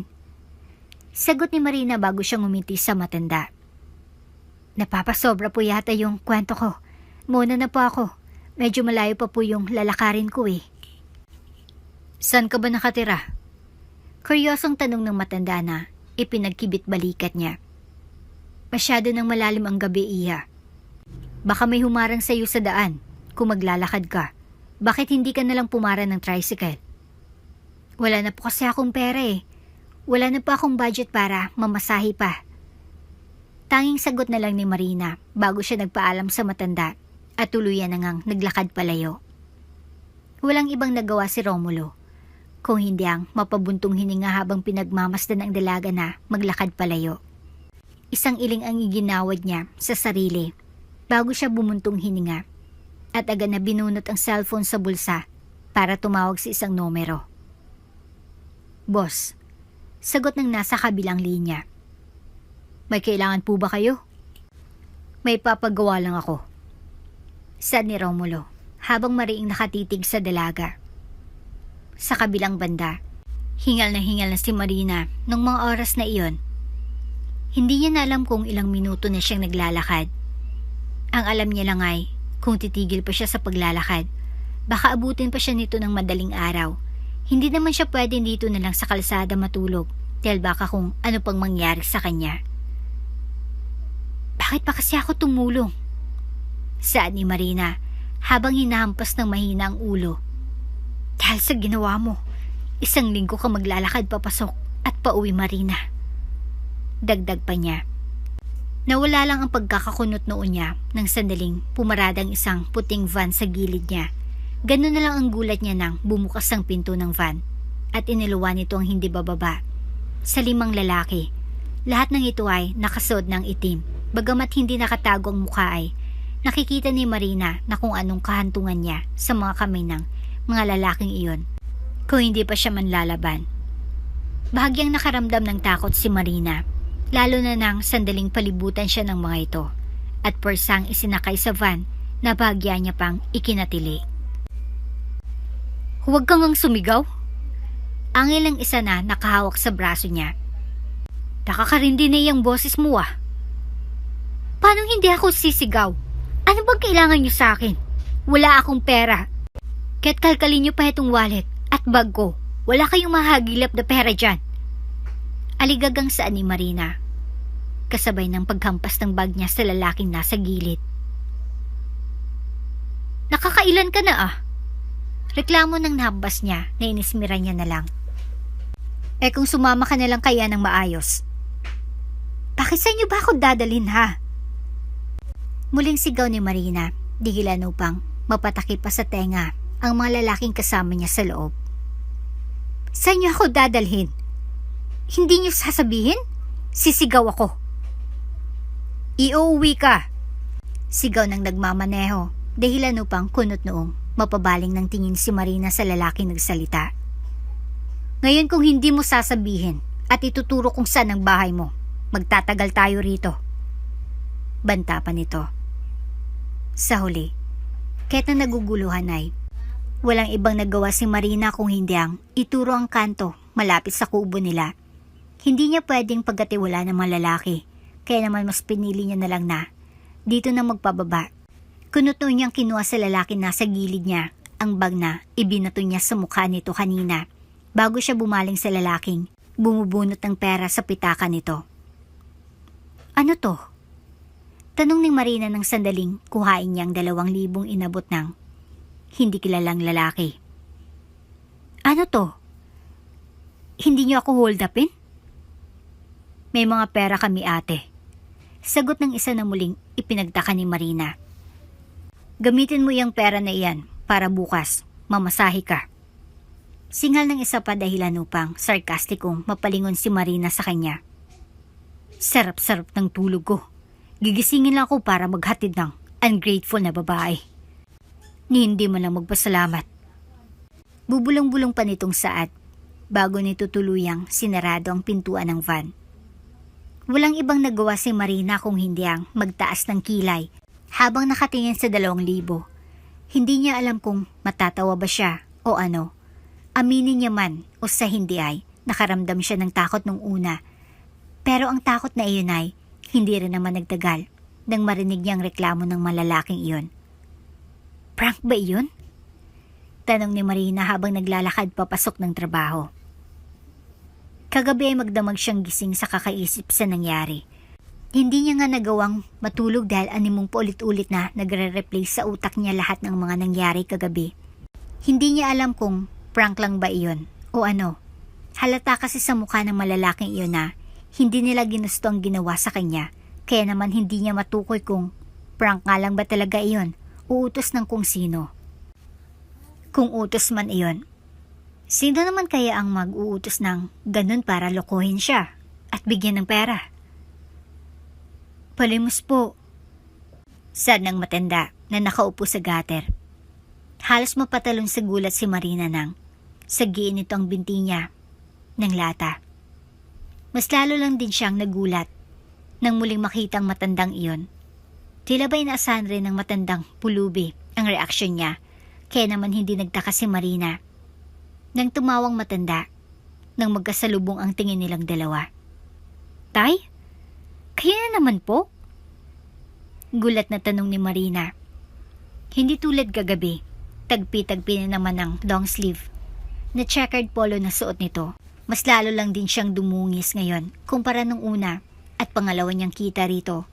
Bagay na mas lalong nagpakunot sa noo ni Marina. Ano pong ginagawa niyo rito? Kunot noong tanong ni Marina bago niya inalalayan ang matandang pulubi na tumayo sa kinaupuan nitong karton kanina. Bakit po kayo nandito? Ang akala ko po ba? Namamalimos iya. Sagot ng matanda sa kanya na ikinakunot muli ng noo ni Marina. Kailangan ko makalikom ng pera para sa gamot ng asawa ko eh. Hindi po ba bumili tayo kahapon ng gamot niya? Kunot nung tanong ni Marina. Panis na ngumiti si Romulo dahil sa narinig. Hindi niya sukat akalain na kukwestiyonin pa iyon ng dalaga. Para sa susunod na buwan. Sagot niya na lang na animong hindi pa bumenta kay Marina nung mga oras na iyon. Alam mo naman, mahirap kumita ng pera ngayon. Hindi ko na kayang magtrabaho eh. Pero kung akong tatanungin, kung sakali mang may tumanggap pa sa akin sa edad ko, magtatrabaho na lang ako. Wala kasi akong anak kaya wala rin kaming ibang aasahan ng asawa ko. Kung hindi ang sarili lang namin. Ngayong matatanda na kami. Walang mag-aalaga sa amin. Nabanggit niyo po kahapon na may inaanak kayo. Hindi po ba kayo inaalagaan nun? May trabaho siya, iha. Gustuhin ko mang humingi ng tulong sa kanya.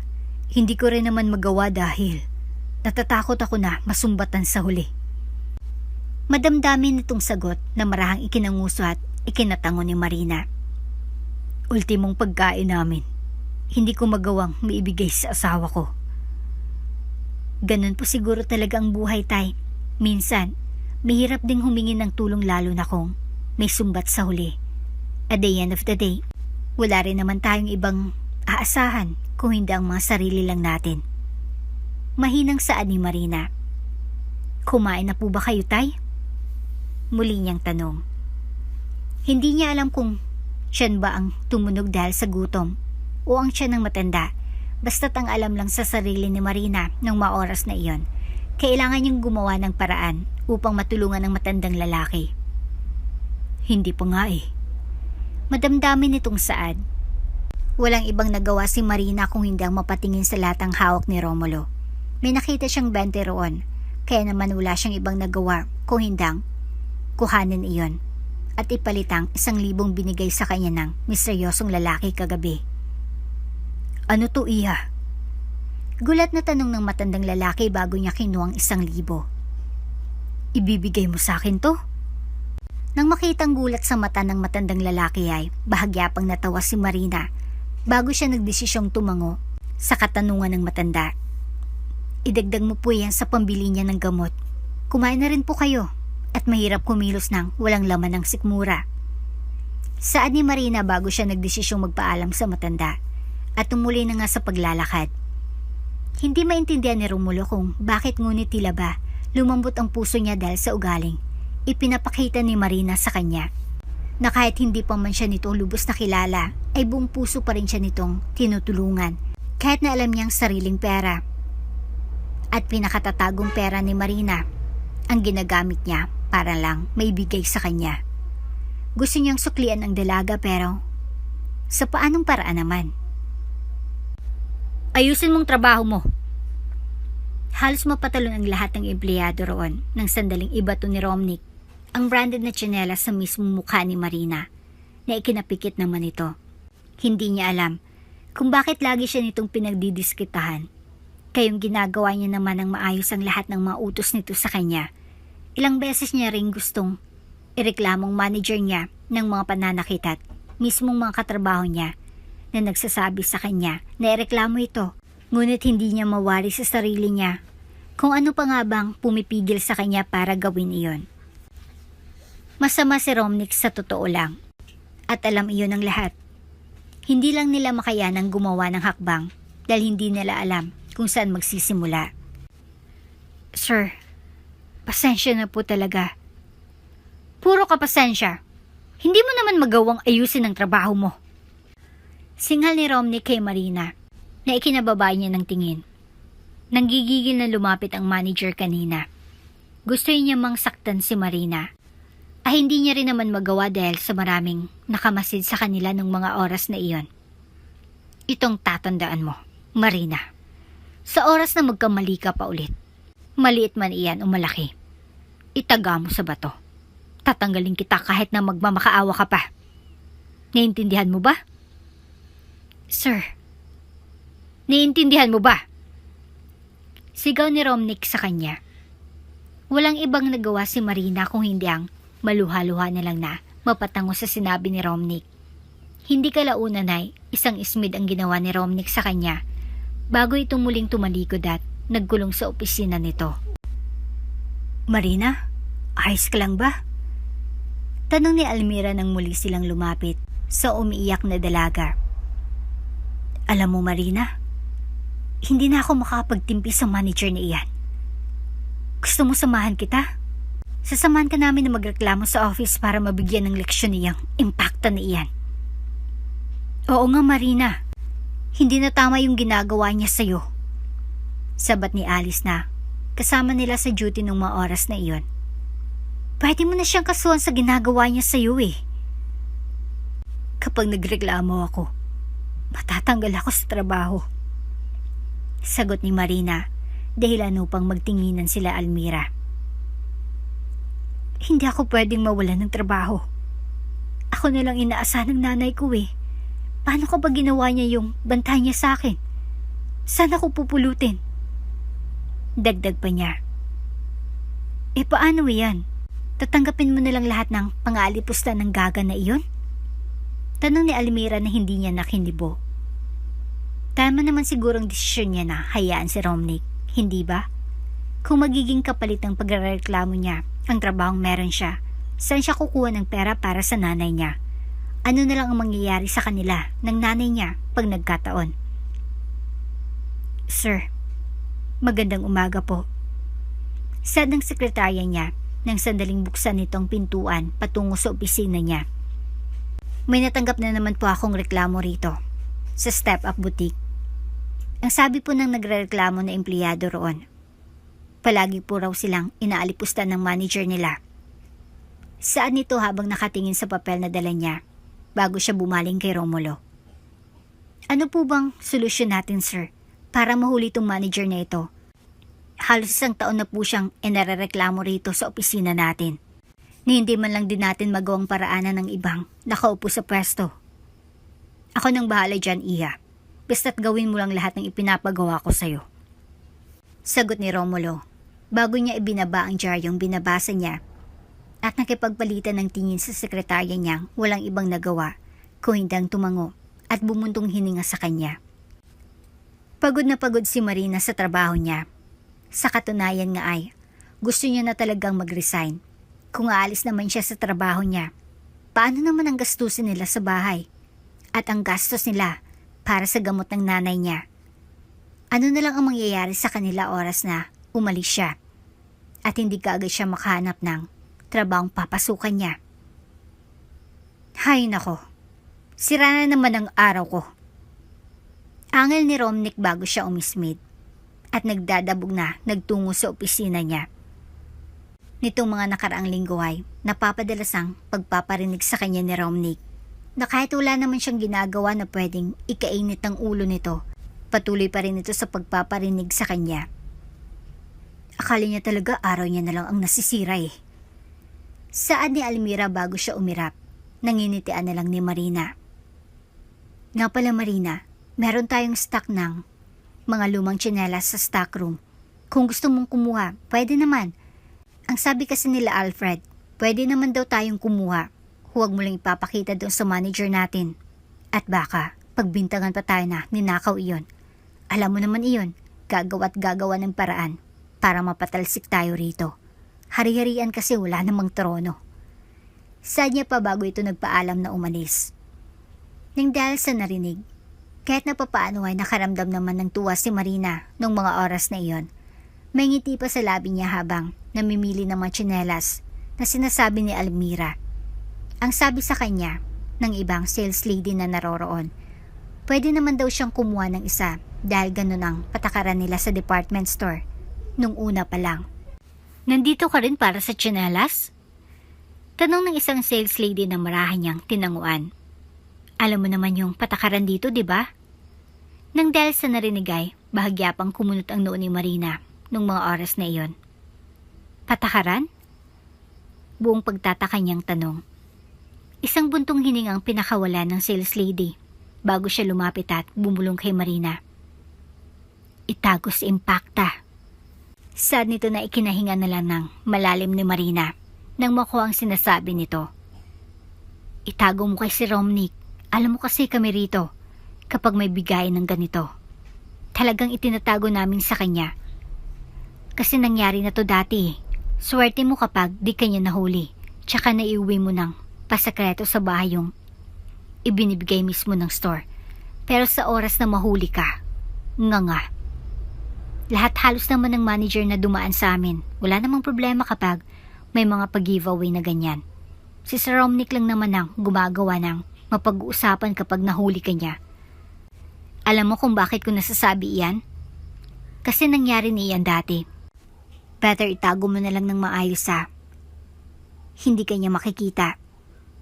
O kaya naman, isalisi mo sa plastic at idiretso mo sa labas ng mall para kapag uwian, makuha mo pa.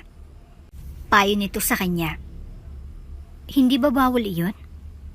Tanong ni Marina na ikinailing ng sales lady. Hindi ba't parang pagnanakaw na iyon? Hindi naman dahil ginagawa na namin dati iyan kapag may pag-giveaway mismo ang store. Huwag kang mag-alala dahil alam ng may-ari ng store iyan. Ipakita mo na lang sa security guard yung pulang card para kapag hinarang ka, hindi ka nakukwestiyonin. Dagdag pa nito bago siya nito tinapik sa balikat at nagmamadali ng lumabas ng stockroom. Walang ibang nagawa si Marina kung hindi ang bumuntong hininga na lang bago siya nagdesisyong maghanap ng dalawang tsinelas na maaari niyang iuwi. Nasa kaligitnaan siya ng paghanap. Nang sandaling, bumukas ang pinto ng stockroom. Sa takot na baka si Romnick iyon, nagmamadali siyang nagtago sa gilid hanggang sa tuluyan na ngang nawala ang anino ng kung sino mang pumasok sa loob. Anong gagawin mo? Tanong ni Romnick, dahilan upang bahagya pang mapatalon si Marina. Naroon siya ngayon sa labas ng store. Naroon sa malaking plastic ang mga tsinelas na nakuha niya sa stockroom. Upang hindi mapansin ay, isinilid niya ito sa mga plastic at tinabunan ng mga basura. Sinundan ng tingin ni Romnick ang plastic ng mga basurang dala niya, kaya naman walang ibang nagawa si Marina kung hindi ang itago yon sa likuran niya. Anong itinatago mo dyan, ha? Tanong ni Romnick bago siya lumapit sa dalaga at sa pilitang hinablot ang plastic ng basura na hawak ni Marina. Anong gagawin mo rito, ha? Magtatapon lang pa ako ng basura. Nautusan lang ako ni... Almira na magtapon ng basura. Sagot ni Marina sa kanya. Kunot nung binitaw ni Romnick ang plastic bago siya tumalikod sa dalaga at naglakad palayo. Kahit na nakakaramdam ng takot ay, nagpatuloy pa rin si Marina sa gagawin niya. Ang sabi ng iba niyang katrabaho ay, mayroon daw silang lugar na pinagtataguan ng mga kinuha nila. Niisip niya na, doon na lang itago ang tsinelas na kinuha niya, kaya naman wala siyang ibang nagawa kung hindi ang nag-aatubiling magtungo sa likuran ng mall.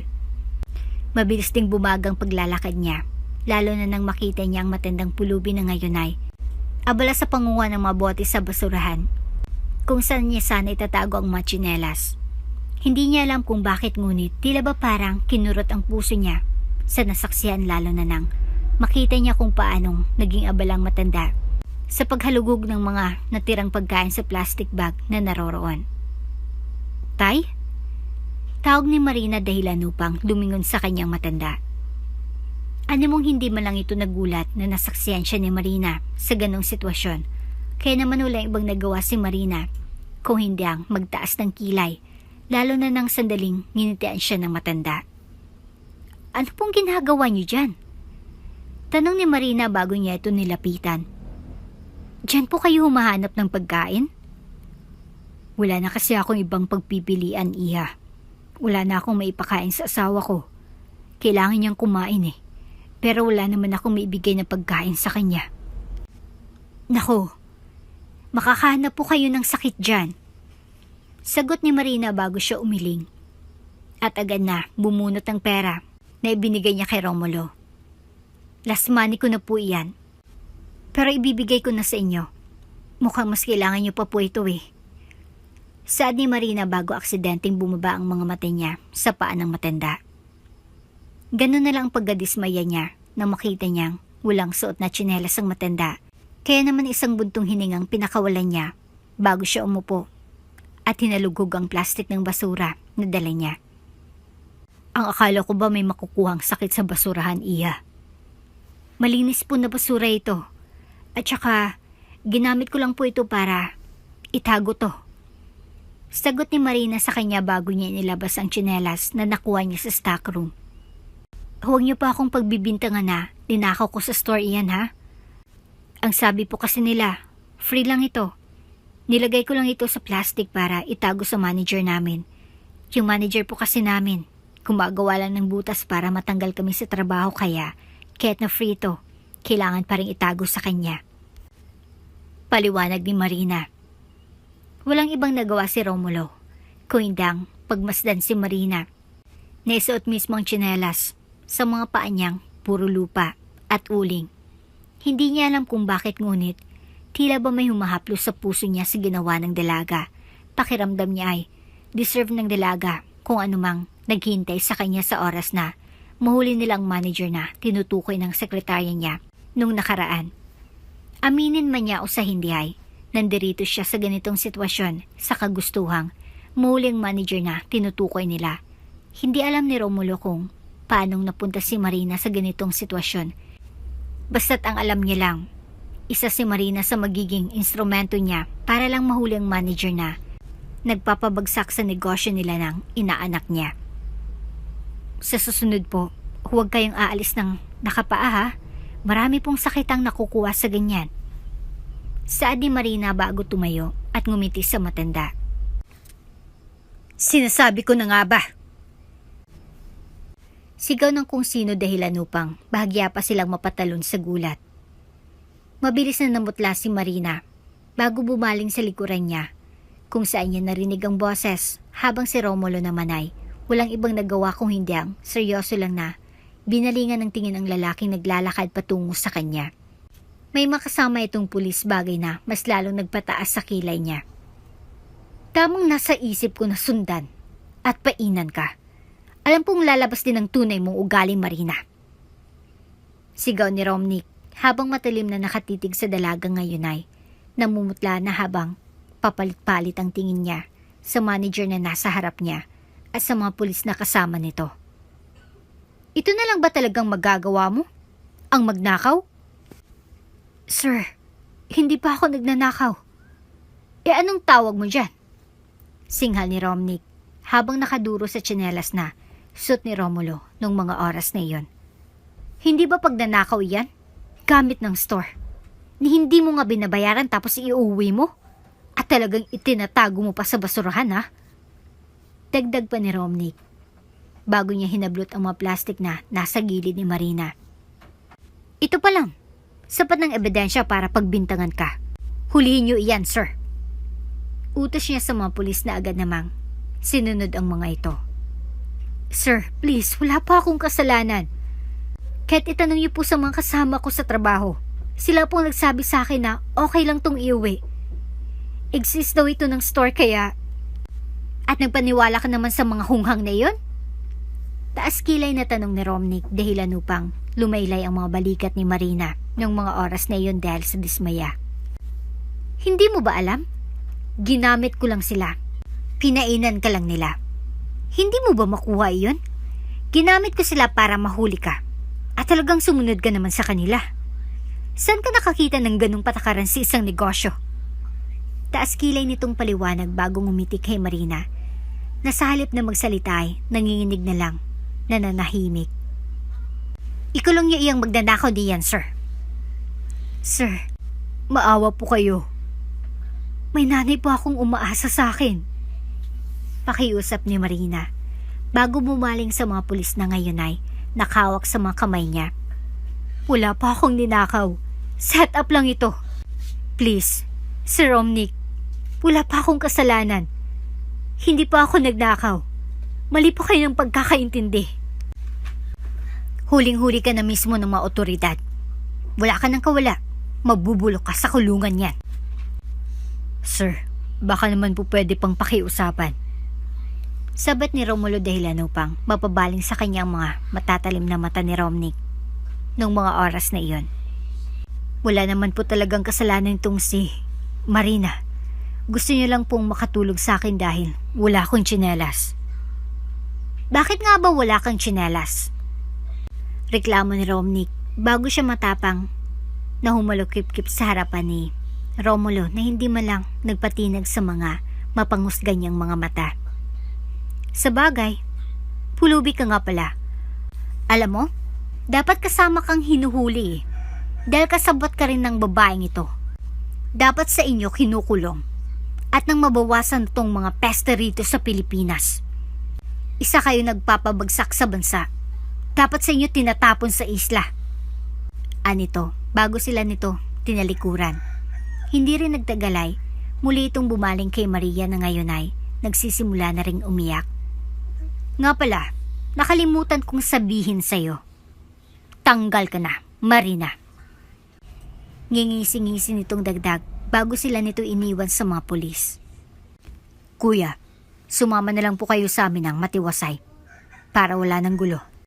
Saad ng isang pulis bago nila pinusasan ang dalawa. Habang nasa kotse ay walang ibang nagawa si Marina kung hindang umiyak ng umiyak. Habang si Romulo naman ay tahimik lang na nakatitig sa bintana at animong malalim ang iniisip ng mga oras na iyon. Ito pa lang talaga ang klase ng tao na paulit-ulit na narereklamo sa opisina at wala man lang ginagawang mga nasa taas para paalisin ang taong iyon. Hindi ko alam kung anong mangyayari kay mama kapag nakulong ako. Ako na lang inaasahan ng nanay ko, tay. Saad ni Marina habang patuloy sa pag-iyak na ikinabuntong hininga na lang ni Romulo nung mga oras na iyon. Pasado hating gabi na nun, nang yakapin ni Marina ang sarili niya habang nakakulong siya sa loob ng selda. Hindi niya na mabilang kung ilang oras na siyang nakakulong doon. Hindi niya rin alam kung saan dinala ng mga pulis ang matandang lalaki na binigyan niya ng tsinelas kanina. Kahit na ganun ang nangyari, hindi pa rin siya nakakaramdam ng pagsisisi na tulungan ng matandang pulubi. Sa halip din na magsisi ay animong naawa pa siya sa matanda dahil ang totoo, gusto niya talaga itong tulungan. Wala din naman siyang intensyon na isamang ikulong at idamay ang matanda sa kasalanang ginawa niya. Nakakainis. Mahina niyang saad sa sarili bago siya yumuko sa mga tuhod niya. Gising, Miss Valencia. Saad ng pulis nang sandaling pumunta ito sa harapan ng selda upang buksan ang padlock nito. Laya ka na. May nagpiyansa sa'yo kaya pwede ka nang umuwi. Dagdag pa nito. Sinamahan siya ng pulis sa labas at ganun na lang ang pangingilid ng luha niya nang makita niya roon si Tessie at si Jelly.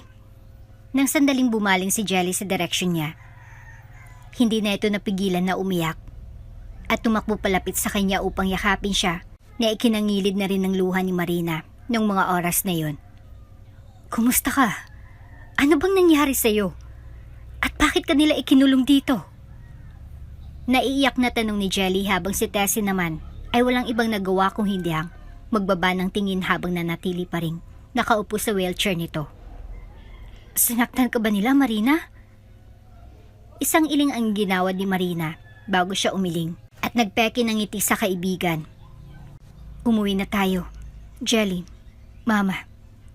Mahinang saad ni Marina. Tatalikod na sana si Marina upang hawakan ang wheelchair ni Tessie, ngunit bago niya pa man magawa iyon, ay nagsalita na si Jelly. Sino bang nagpakulong sa kaibigan ko? Tanong ni Jelly dahilan upang balingan siya ng pulis. Yung manager nila.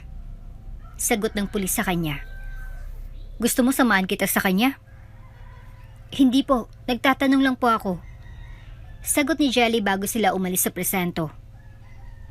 Napagbintangan ka lang talagang magnanakaw? Ano ba kasing ginawa mo, Marina? Hindi ka naman magnanakaw eh. Ganyan ba talaga manager na iyan sa trabaho mo? Yan ba yung palagi mong ikwento na sinisiraan ka?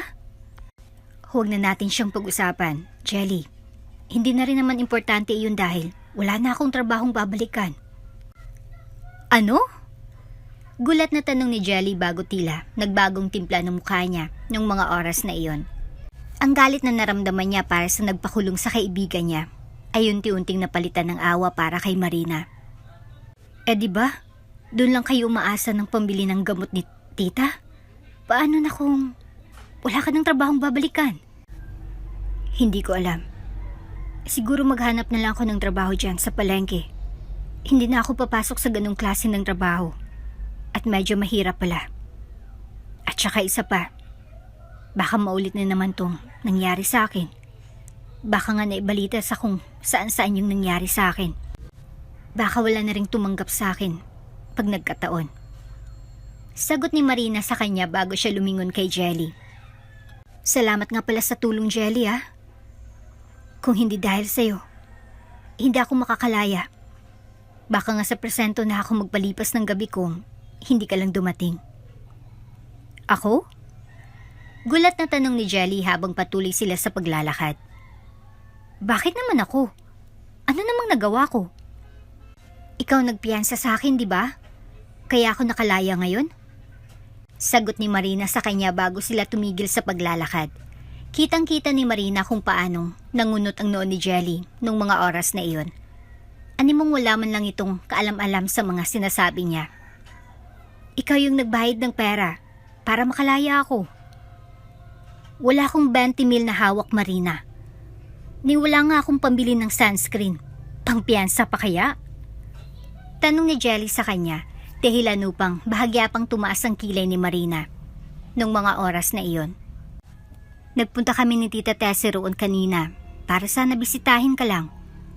Pero ang sabi ng pulis na nakausap namin, hindi ka na kailangang bisitahin dahil uuwi ka na. Ang sabi lang nila may nagpiyansa na sa'yo. Hindi ko na sila naitanong kung sino kasi. Para saan pa kung makakalaya ka na rin naman? Paliwanag ni Jelly. Walang ibang nagawa si Marina kung hindi ang matahimik na lang. Sino naman ang maglalakas loob na piyansahan siya ng ganun kalaking pera? At ang isa pa, wala naman siyang ibang kilalang mayaman na pwedeng tumulong sa kanya. Hindi naman siya tutulungan nila Almira dahil silang dahilan kung bakit siya nakulong. Hindi rin naman siya papalabasin ni Romnick dahil alam niyang galit ito sa kanya. At ito nga mismong nagpakulong sa kanya. Kalimutan mo na siguro. Saad ni Marina bago siya nagbatuloy sa pagbibigay ng resume sa mga maliliit na tindahan sa palengke. Dahil nga kumalat sa lugar na iyon ang tungkol sa pambibintang sa kanya sa mall. Tila ba nahirapan siya sa paghahanap ng trabaho sa mga sumunod na araw Kung nung una naghanap siya ng nare-request pa ng mga ito na makausap siya sa personal para sa second interview. Ngayon naman ay tinitingnan lang siya nito sa mukha. Swerte pa kung tatanggapin ng mga itong resume niya. Ang ilan sa mga napagbigyan niya ng papel ay animong hinuhusgahan pa siya dahil sa kumalat na balita sa lugar nila. Base sa mga mata ng mga taong iyon, natitiyak ni Marina na hindi siya tatanggapin ng mga ito, kaya naman wala siyang ibang nagagawa kung hindang umalis na lang. Hanggang sa lumipas ang 2 linggo ay wala pa rin siyang nahanap na trabaho, bagay na nagpapalungkot sa kanya. Sa kabilang banda naman, aayusin mo ang trabaho mo o gusto mong matulad sa magnanakaw na si Marina? Singhal ni Romnick kay Almira na ngayon ay walang ibang nagawa kung hindang magbaba ng tingin. Alam ko kaibigan mo iyon, di ba? Baka gusto mong sumunod sa yapak niya para magsama na kayo sa kulungan. Dagdag pa nitong utas. Nawala lang ang atensyon ni Romnick doon nang matanawan niya ang matandang pumasok sa loob ng store. May 2 linggo pa lang nakalilipas, kaya naman natitiyak niyang hindi siya nagkakamali nang mamukha niyang matandang pumasok.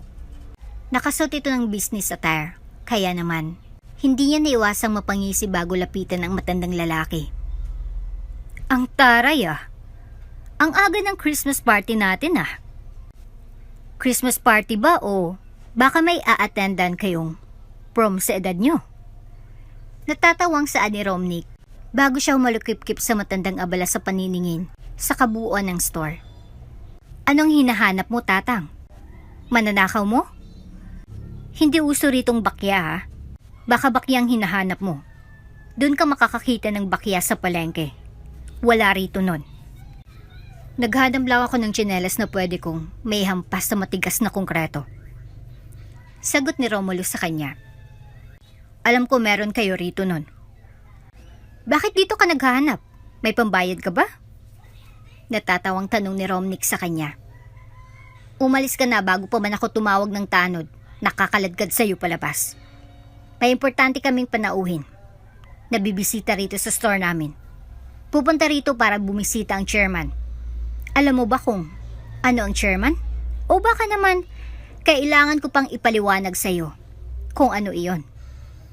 Pang-insulto pa ni Romnick na hindi naman ikinabago ng tingin ni Romulo sa kanya. Ang chairman kasi ay, hindi mo kailangang ipaliwanag sa akin kung anong trabaho ko. Putol ni Romulo sa kanya.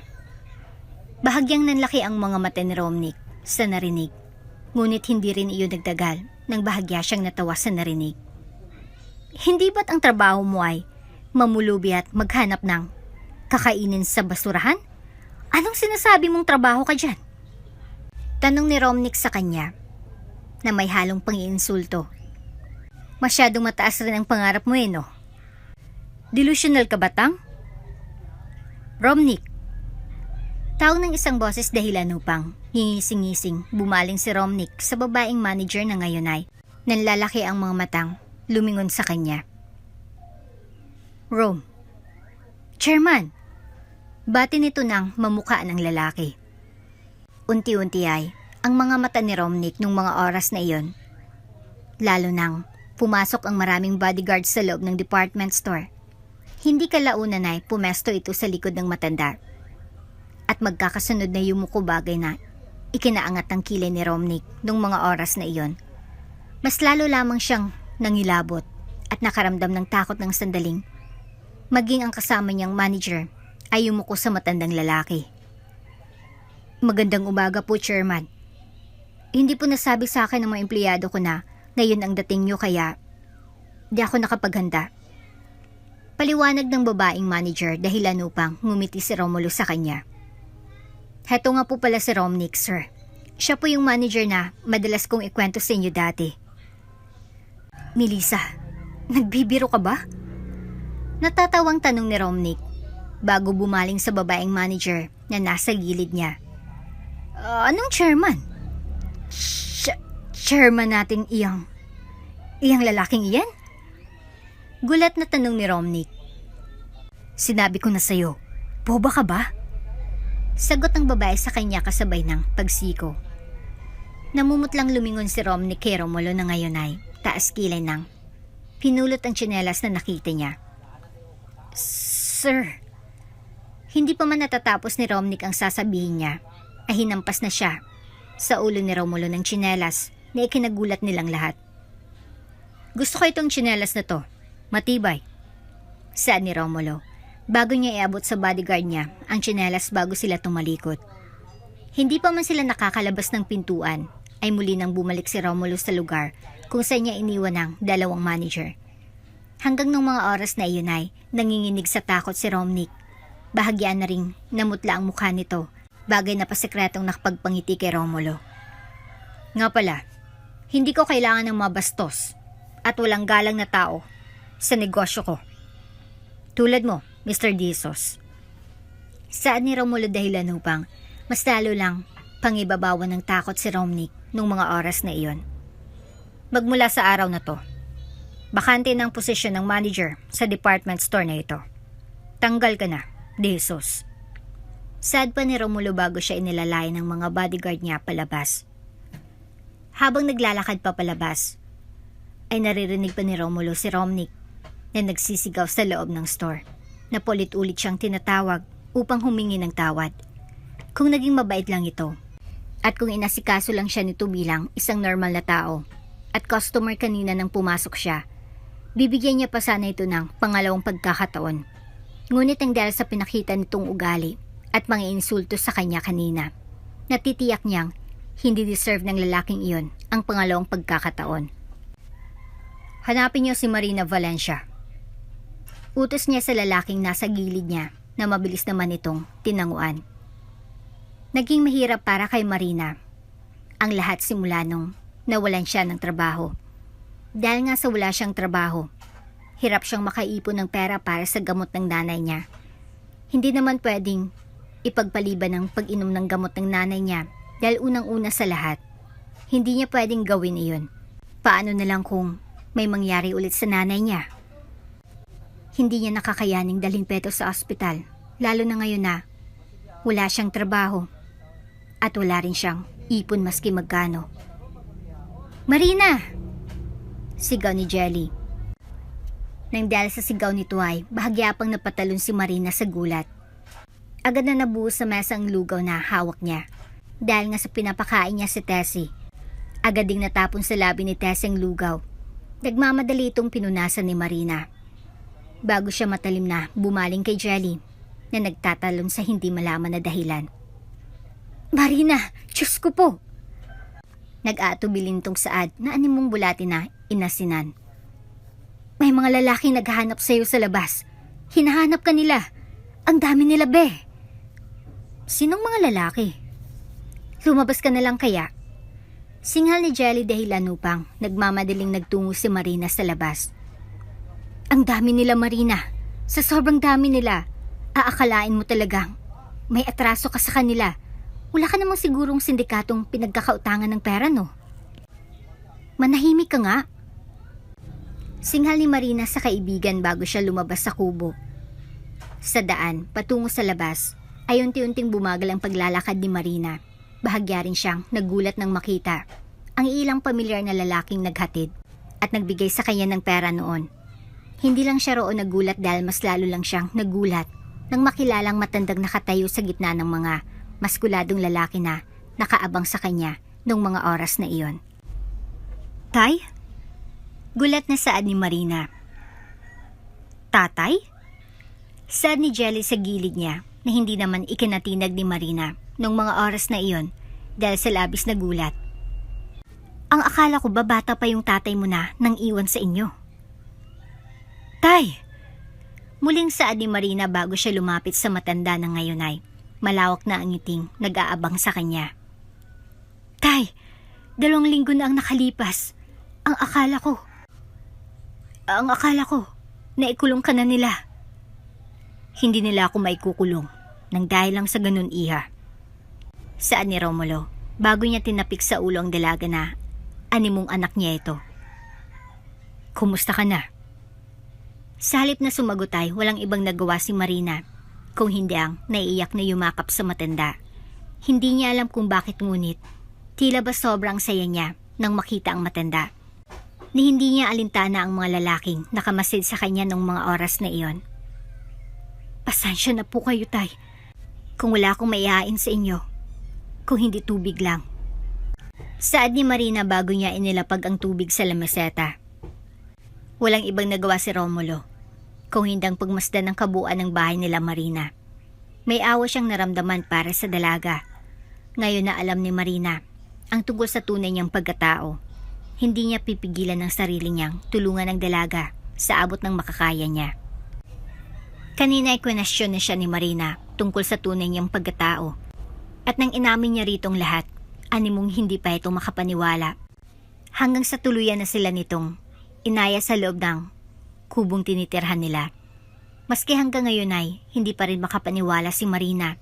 Kaya naman sa tuwing makikita ni Romulo ang mukha ng dalaga, hindi niya pa rin maiwasang matawa na lang.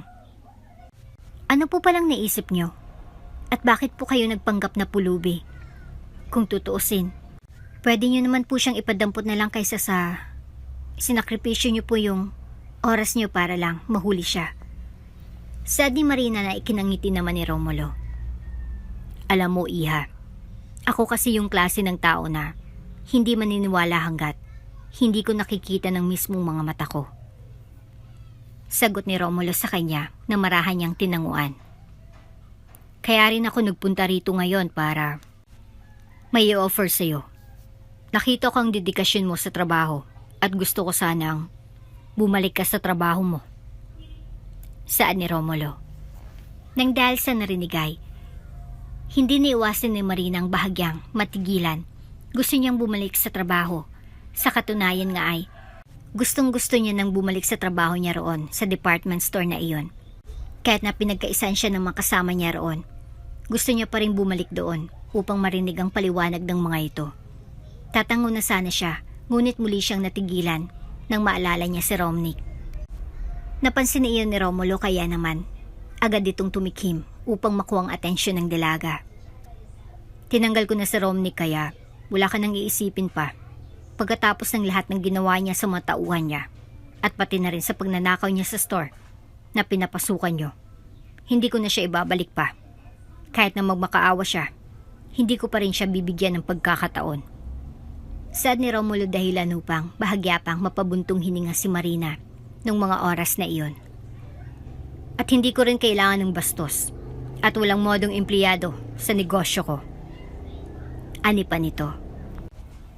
Pagkatapos ng mahabang diskusyon, hindi kalaunan na tuluyan na ring pumayag si Marina sa mga alok ni Romulo sa kanya.